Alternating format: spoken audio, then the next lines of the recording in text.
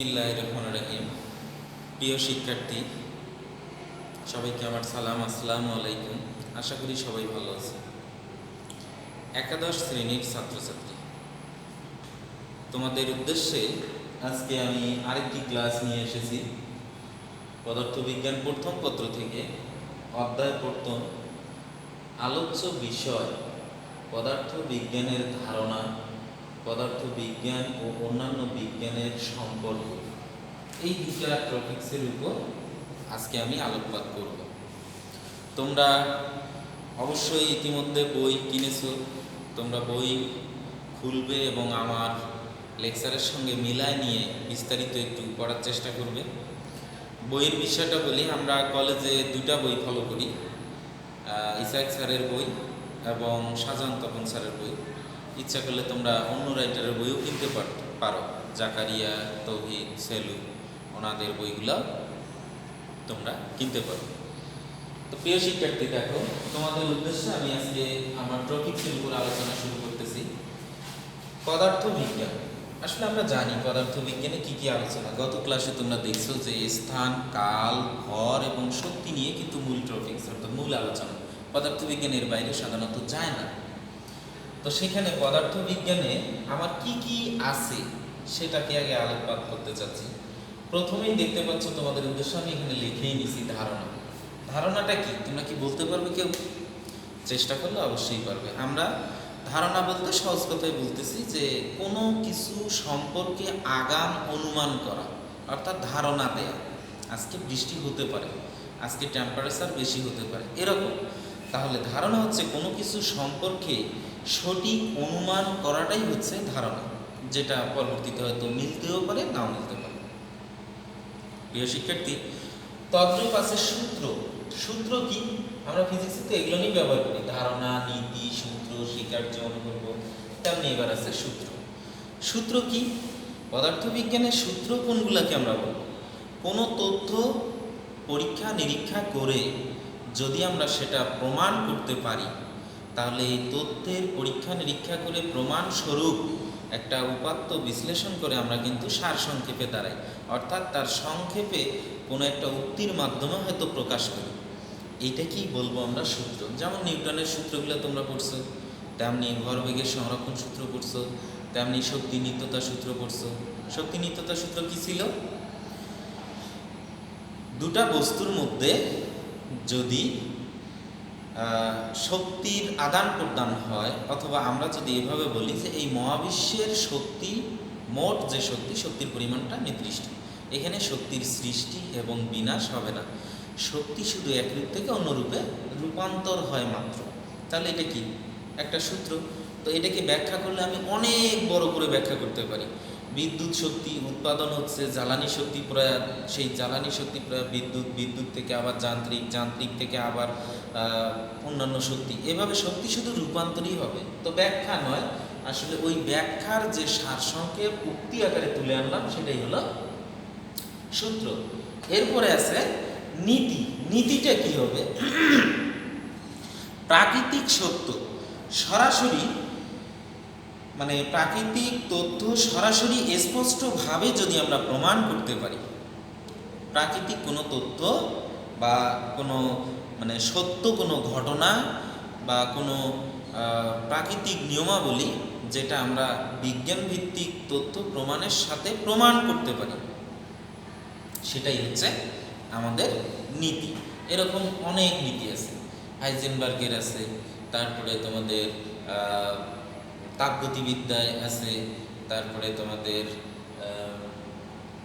আর্কিমিডিসের নীতি আছে। আর্কিমিডিসের নীতি তোমরা ক্লাস 10-এ পড়েছো, যে একটা বস্তুকে পানিতে ডুবাই দিলে সে যে জায়গাটা দখল করে তার সম আয়তনের পানিটাকে সে অপসারণ করে, সম আয়তনের অপসারণ করলো। তাহলে এটা কি একটা নীতি? প্রাকৃতিক ঘটনা এটা, আমরা এখানে খালি বস্তুটাকে ছেড়ে দিব, প্রকৃতিগতভাবেই কিন্তু দেখা যাচ্ছে সে জায়গা দখল করতেছে, পানিটাকে অপসারণ করতেছে। এটা গেল নীতি। অনুরূপভাবে স্বীকার্য, তোমরা ইন্টারনেটে উঠেছো, সেকেন্ড পার্টে তাপগতিবিদ্যা চ্যাপ্টারে দেখবা যে তাপগতিবিদ্যার স্বীকার্য আছে। তাপগতিবিদ্যা চ্যাপ্টারে দুটা স্বীকার্য আছে। এরকম স্বীকার্য কোনো মডেল বা সূত্র প্রতিষ্ঠার লক্ষ্যে কোনো কিছু পূর্ব শর্ত স্বীকার করে নেয়। কোনো মডেল বা তথ্য আমরা প্রমাণ করার জন্য পূর্বে আবিষ্কৃত কোনো তথ্য বা কোনো অনুমান, কোনো স্বীকার্য স্বীকার করে নেয়, সেই স্বীকার করে নেওয়াটাই হচ্ছে মূলত এখানে স্বীকার্য। তারপরে আছে অনুকল্প। অনুকল্প কাকে বলবো আমরা? অনুকল্প পর্যবেক্ষণকৃত কোনো ঘটনার কারণ ব্যাখ্যা করার জন্য পূর্ব ঘোষিত কোনো নিয়মের সাথে সামঞ্জস্য রেখে কোনো কিছু যদি আমরা ধারণা দেওয়ার চেষ্টা করি বা ধারণা করে নেই, সেটাই হচ্ছে মূলত আমাদের অনুকল্প। আর তত্ত্ব, এই যে অনুকল্প, নীতি, স্বীকার্য, ধারণা, এগুলানের আলোকে যেটা আমরা প্রতিষ্ঠিত করি, অনুকল্প এবং নিয়মের দ্বারা যেটা প্রতিষ্ঠিত হয়, সেটাই মূলত হচ্ছে আমাদের তত্ত্ব। প্রিয় শিক্ষার্থী, আমাদের পদার্থবিজ্ঞানে এগুলো নিয়ে কিন্তু ঘুরে ফিরে ব্যবহার হবে। এখন আমি আজকে তোমাদের আরেকটু আলোকপাত করব। আসলে বিজ্ঞানে আমরা তো বলি পদার্থবিজ্ঞানী সব, কেমিস্ট্রি বলবে কেমিস্ট্রি সব, জীববিজ্ঞান বলবে জীববিজ্ঞান সব। আসলে এরকম না, প্রত্যেকটা বিজ্ঞান একটা আরেকটার সঙ্গে অঙ্গাঙ্গিভাবে জড়িত। আমি ফিজিক্স পড়বো, ম্যাথ কেন করব? আসলে ম্যাথ ছাড়া কি ফিজিক্স সম্ভব?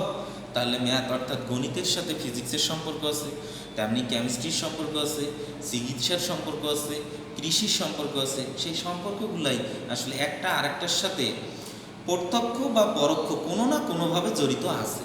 সেটারই আমি সম্পর্কটা একটু বলার চেষ্টা করব। যেমন পদার্থ বিজ্ঞানের সঙ্গে রসায়ন বিজ্ঞান, পদার্থ বিজ্ঞানের সঙ্গে গণিত বিজ্ঞান, পদার্থ বিজ্ঞানের সঙ্গে জীববিজ্ঞান, পদার্থ বিজ্ঞানের সঙ্গে জ্যোতির্বিজ্ঞান, চিকিৎসা বিজ্ঞান, কৃষি, সাহিত্য, সমাজ, দর্শন, খেলাধুলা, সবগুলারই সম্পর্ক আছে।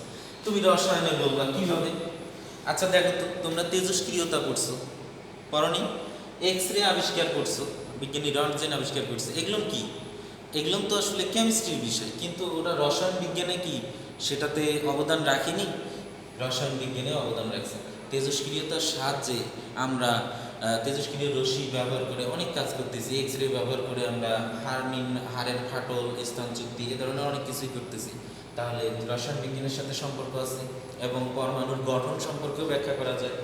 গণিতে এটা তো বলাই বাহুল্য, গণিত এবং ফিজিক্স অর্থাৎ পদার্থ, এই দুটা পরস্পরের সঙ্গে অঙ্গাঙ্গিভাবে জড়িত। আমি যদি বলি ফিজিক্স হচ্ছে একটা বিজ্ঞানের বডি, গণিতটা হচ্ছে তার চালিকা শক্তি, রসায়ন হচ্ছে তার প্রাণ। তাহলে গণিতের সমস্ত জায়গায় কিন্তু ফিজিক্স আছে। পদার্থ বিজ্ঞানে আমাদের ম্যাথমেটিক্যাল ফিজিক্স অর্থাৎ গাণিতিক পদার্থ বিজ্ঞান আছে, তাহলে সেখানেও গণিতের অবদান আছে। জীববিজ্ঞান, জীববিজ্ঞানে তোমাদের মনে হবে এটা তো ভৌত বিজ্ঞানের অংশই নয়, তাহলে নিশ্চয়ই আমাদের জীববিজ্ঞানের সাথে পদার্থ বিজ্ঞানের কোনো সম্পর্ক নাই। আদৌ কি নাই? জীবের কোষ দেখবা, ব্যাকটেরিয়া দেখবা, ভাইরাস দেখবা, কিসের সাহায্যে দেখবা? ইলেকট্রন মাইক্রোস্কোপের সাহায্যে। তো মাইক্রোস্কোপটা কি? এটা তো একটা যন্ত্র, ভৌত বিজ্ঞানের অংশ। তাহলে জীববিজ্ঞানেও আমরা দেখতে পাচ্ছি যে পদার্থ বিজ্ঞানের সাথে রিলেশন আছে, সম্পর্ক আছে। জ্যোতির্বিজ্ঞান, জ্যোতির্বিজ্ঞানে তোমরা খুঁজে পাবা না, তাই না? জ্যোতির্বিজ্ঞানেও আছে। তুমি মহাকাশ পর্যবেক্ষণ করবা, মহাকাশ পর্যবেক্ষণ করতে গেলে তোমার টেলিস্কোপ লাগবে। টেলিস্কোপ কি? টেলিস্কোপে কি কি থাকে? লেন্স থাকে। লেন্স কটা থাকে? দুটা থাকে। তা এগুলাম কি? লেন্সটা কি? লেন্স তো ফিজিক্স। লেন্সে কি করে? আলোর প্রতিসরণ হয়। তাহলে এটা কি ফিজিক্স না? অবশ্যই আছে জ্যোতির্বিজ্ঞানের সঙ্গে। চিকিৎসায়, চিকিৎসা একটু আগেই বললাম যে এক্স রে করি, এক্স রেটা মূলত ফিজিক্সের অংশ। এক্স রের মাধ্যমে আমরা চিকিৎসা বিজ্ঞানে হাড়ের ফাটল, পেটের মধ্যে পিত্তথলিতে পাথর, গল ব্লাডারে, তারপরে আপনার আলসার, অন্ত্রনালীতে কোনো ক্ষত সৃষ্টি হয়েছে কি না, এই যে পর্যবেক্ষণগুলো করব, এমআরআই করব, সিটি স্ক্যান করব, ইকো করব, এগুলো কি? এই চিকিৎসা বিজ্ঞানের যন্ত্র। যন্ত্রগুলো কে দিছে? ওই পদার্থ বিজ্ঞানই কিন্তু দিছে। তাহলে চিকিৎসা বিজ্ঞানের সাথেও সম্পর্কিত। কৃষি, তোমরা এটা খুব ভালো করেই দেখো, আমরা কৃষি প্রধান দেশ। আমরা একসময় চাষ করতাম হালের অর্থাৎ গরু এবং লাঙ্গল দিয়ে, এখন ট্রাক্টর দিয়ে। সেই ট্রাক্টর, ছোট ট্রাক্টরকে রেখে আমরা এখন বড় ট্রাক্টরে গেছি। তাহলে এটা কি? প্রযুক্তি। প্রযুক্তিটাতে আগায় যাচ্ছে, কৃষি যন্ত্রপাতি দিয়ে আমরা আগায় যাচ্ছি। তো যন্ত্রপাতিগুলোর উৎকর্ষ সাধন হচ্ছে কিন্তু ওই ফিজিক্স দিয়ে। এছাড়াও আমরা দেখি যে ফসলের পোকামাকড় দমনেও কিন্তু আমরা ওই কেমিক্যাল ব্যবহার করতেছি, যেখানে রসায়ন হয়তো আসতেছে কিন্তু ফিজিক্সকে সাথে নিয়ে। তেমনি আছে সাহিত্য। সাহিত্যতে আমার কি ফিজিক্স নেই? বই পুস্তক তোমরা আজকে পড়তেছো, সেটা কি তৈরি করার পরেই তো পড়তেছো, তো সেটা তৈরি হলো কিভাবে? এই কলম দিয়ে আমি লিখতেছি, কলমটা কি তৈরি করতে ফিজিক্স ব্যবহার হয়নি? কলমটা যদি এরকম না করে আমরা অন্যভাবে করতাম, অনেক বড় করতাম, সেটা ব্যবহারে কি আমাদের স্বাচ্ছন্দ্য বোধ হইতো? আবার এই কলমের আছে কিছু মার্কার পেন ফিক্সড, সেখানে লিখলে আর লেখা ওঠে না, আবার এটা আমরা মুছাই দিতে পারতেছি। তো এগুলাম তৈরি, এটা কিভাবে হয়েছে? ওই ফিজিক্সের সঙ্গে রিলেশন। তার মানে সাহিত্যতেও প্রত্যক্ষ পরোক্ষ দুইভাবেই আসলে জড়িত আছে। সমাজ ব্যবস্থায় আচ্ছা, আমরা নিউটনের তৃতীয় সূত্র পড়ছি, প্রত্যেক ক্রিয়ারই সমান ও বিপরীতমুখী প্রতিক্রিয়া আছে। তোমরা নিউটনের তৃতীয় সূত্র, এটাকে সেই বিখ্যাত উক্তি হিসেবে আমরা সবাই মেনে চলি। তো তাই যদি হয়, তাহলে সমাজ ব্যবস্থায় দর্শনে কি অঙ্গাঙ্গিভাবে জড়িত নয় কি? মানুষ জন্মগতভাবে কিছু শিখে আসেনি, কারো কাছ থেকে শিখতেছে, সেটাই আবার সে অ্যাপ্লাই করতেছে। তাহলে এই যে কারো কাছ থেকে শিখলো, শেখার সময় সেখানে ফিজিক্স ব্যবহার হলো, এবং সেটাই আবার অ্যাপ্লাই করতেছে, তাহলে সেখানে কি অবশ্যই ফিজিক্স। তাহলে দর্শন ব্যবস্থায়ও একইভাবে ফিজিক্স। খেলাধুলা, খেলাধুলা দেখো তোমরা এখন স্পষ্টতই দেখতে পাচ্ছ যে ফুটবলেও প্রযুক্তি শুরু হয়ে গেছে। গোল হবে কি হবে না, হয়েছে কি হয়নি, আমরা প্রযুক্তির ব্যবহার করে এখন দেখতে পারি। আগে তো এই প্রযুক্তিগুলো ছিল না, তো এই প্রযুক্তিগুলো আসলো কিভাবে? ফিজিক্সকে দিয়ে। এখন আমরা স্কোর বোর্ডে লিখতাম হাতে, এখন ডিজিটালে হয়।